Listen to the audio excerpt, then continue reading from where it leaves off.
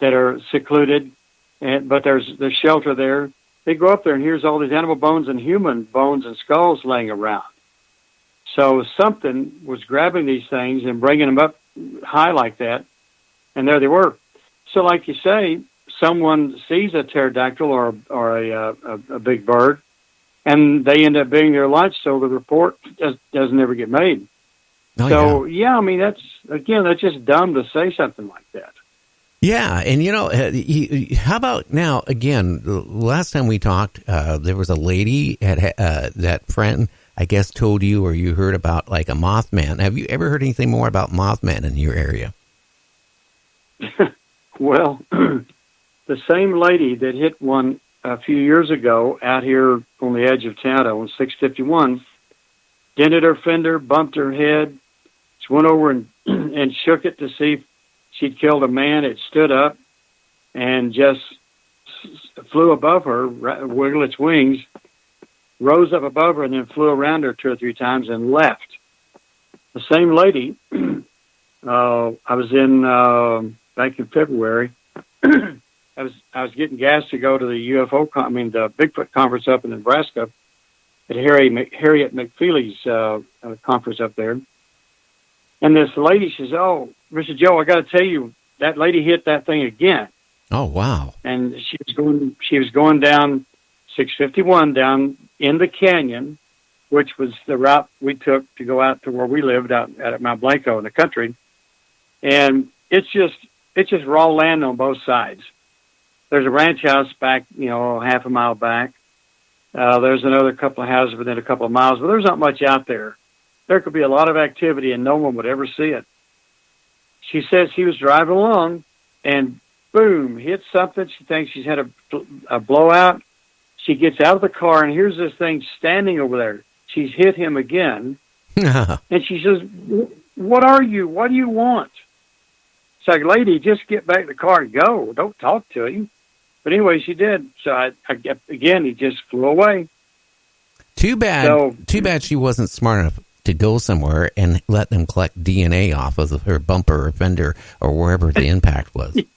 That would sure end the story fast, wouldn't it? Yeah, if I would have, if I would have known that right at the time she did, I'd say, let's go clean your bumper up. But maybe there's nothing there, but still, you look. There's a thought among a lot of people that don't want to talk about any of this weird stuff. They immediately want to consign them all to demonic activity. Well, okay, probably some of it is. Maybe a lot of it is. Maybe it's a demonic impression upon the mind, which makes a person think something happened that didn't. That's possible. But there's so much of it that doesn't seem like that. It seems like a physical being. They were interacting with a physical being. So, Mothman here, I mean, good grief, we had now, that's 6 times that thing's been seen right along 651. This trucker told that lady the first time she hit it, that he said, I see these things out here this time of night, 4 o'clock in the morning. And, well, nobody else is out there but that trucker, I guess, and he sees them. So what's it doing here? What does it do during the day? Where does it go at night? What does it eat? Yeah, that's the big thing. You talk to these experts, and I've had a couple of them on my show, and they say Mothman is not a predator for eating humans. But, how can you say that? That's like saying, Bigfoot give off orbs. How can we don't know what they eat, if they do exist. They could, people vanish all the time. People vanish on their car. They maybe hit one of those creatures, and they make the mistake and step out and say, "Hey, are you okay?" Thinking they hit a person, and all of a sudden the thing decides to take them. I don't know. Well, it's certainly something you wouldn't want to say. If you believe the report at all, you can't just go, "Well, they're not going to eat people." There are a lot of insects that eat other insects, crying out loud. Insects eat whole cows, So what do moths eat? Maybe just leaves and things. I don't know. What I said to some of these guys, now before you dismiss this, it just was our demonic activity. Remember, it dented the lady's bumper twice. Okay, she did her head once, or bumped her head once. So, okay, is it a man-sized moth? Well, it could be that. Some insect, some bird that we don't know anything about. Could it be an angel? We don't know what all the angels look like. And if people don't believe in angels, well, then you're stuck with other answers. But what if it was an angel and they just have that look? I don't know.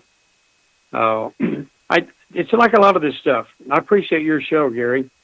You're letting people come on and tell what they know while they're having to say, now, can you prove that? You have to absolutely take a stand on this. Well, other stuff, you can't take a stand on it. You can only say, look, here's what I know. I interviewed these people. Here's what I think they're saying, and here's a possible explanation.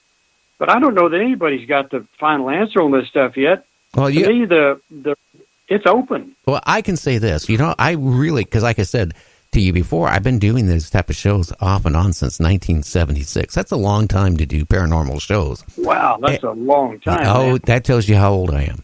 And boy, I look in the mirror and I go, wow. How young you started. Yeah, but I started in my mid-20s. But here's the thing I say to people, okay? I don't like talking much about it. A friend of mine, and I will make it really quick, got out of medical school. He did his internship up here in Washington State. Now, his father was a Superior Court judge in Pierce County. His brother was a high-profile criminal attorney in Pierce County. And they funded him to open up his medical practice. And before he opened up his medical practice, because I took a 10-year break in broadcasting, I was managing some professional camera stores, and I always loved photography, and that was one of my passions. We decided we wanted to go to the Canadian Rockies before, he started his medical practice. I said, fine. We headed to the Canadian Rockies to take pictures of an old World War II Japanese internment camp. That's where they held the Japanese prisoners, out in the middle of nowhere. Right. So where are they going to escape to? Right. Middle of nowhere? Not really easy. And it was built on a base of a side of a mountain, which was a silver mine, by the way. There was a creek there that was right there at the base of the mountain. And my friend yells at me, goes, get a picture, look at that huge bear. Well, I had a good-sized telephoto lens on my camera. I swung around to take a picture of this giant bear across the creek. It was not a bear. Okay, and I tell people this story, and I get a lot of people saying, "Oh, you're smoking pot." No, I didn't smoke pot. It weighed around 500 or 600 or 700 pounds. I couldn't tell you, but if there is such a thing as a Bigfoot, that's what I saw. It screamed when it spotted us, and it echoed, and then it came after us. Now, and it chased us. And we were about 2 miles away from the car, out in the middle. Again, we had to take an old logging road or old road that went to the internment camp and then hike in about 2 miles. It came after us. What I noticed, it ran on 2 legs down to 4 legs, 2 legs to 4 legs, and it was screaming at us. And we get back to the car. Now, I don't know if it was another one, its mate or whatever, a companion. As I was getting in the car, I noticed the smell. It actually burnt my lungs. It was so pungent. Wow. It smelled like urine, musk, poo. And it was so bad. And this is like the beginning of June. There was still snow on the side of the roads in the areas up there. And it was somewhat cold. But it burnt my lungs. That's how bad the smell was. And it was about 20, maybe 25 feet away from the car. And as I opened the car, I noticed it. It took a tree, and maybe about a 4-inch round tree, and bent it over like nothing, and it screamed. Wow. Now, I'm in the car starting it. My friend is just getting to the car door on the passenger side. He's opening it. I already had the gas pedal floored, and I'm dragging him to probably a good 20 feet, and then I stopped to get him in because I realized I could be killing my friend here, The thing threw a rock and put a huge dent in the car. Now, the car was my wife's brand new car. She was nice enough to let me take it for the trip because she didn't think my car would make it. How do you explain to your wife when you get home? And by the way, we cut our trip a week short and came straight home because that's how shook up we were. You tell your wife, wow. We ran into a Bigfoot. It put a dent in the car. Gary, what were you smoking? What you're drinking? And I said, Linda, I don't drink and I don't smoke. So, this is, hey, it's been an ongoing thing with me and my wife all these years. But I can honestly tell you, if there is a Bigfoot or something similar to it, or a hairy man or whatever it was, I can tell you, whatever I saw existed. Now, these people around here will say Bigfoot exists, but they're nice and friendly towards men. They give orbs off and they're, well, I didn't see anything friendly. I really, like I was telling somebody the other night, if I wouldn't have got in the car when I did, I don't think I'd be talking to you right now. Right. Well, I wonder if some of the ones that show aggression have possibly been shot with a gun, by somebody. So they see a man and they remember being shot with a 30-06 or something. I don't know. Oh, that I know they have been shot. That. On the other hand, I was out in the middle of nowhere. Maybe they didn't even know what I was, other than maybe I was a threat.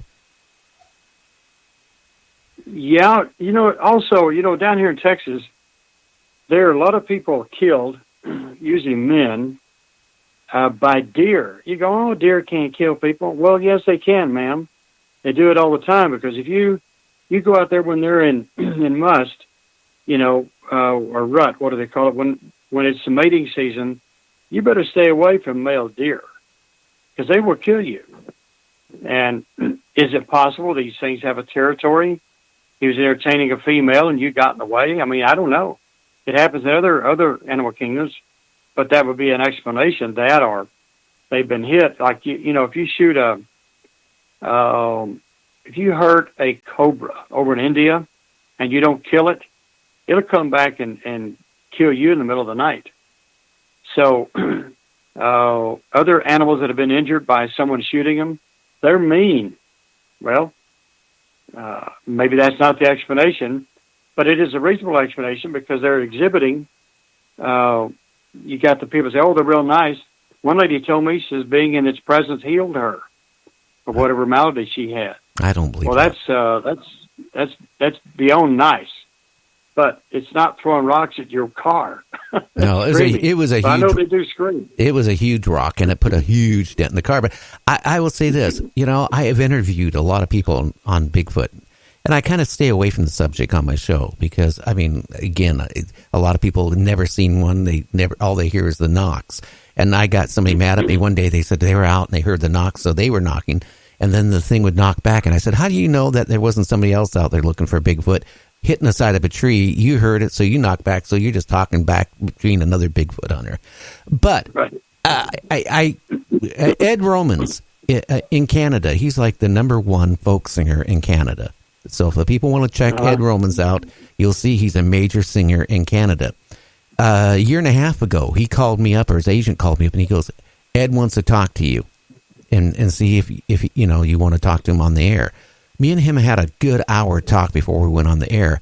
He described the same thing. He lived out in the woods, or near the woods, major woods.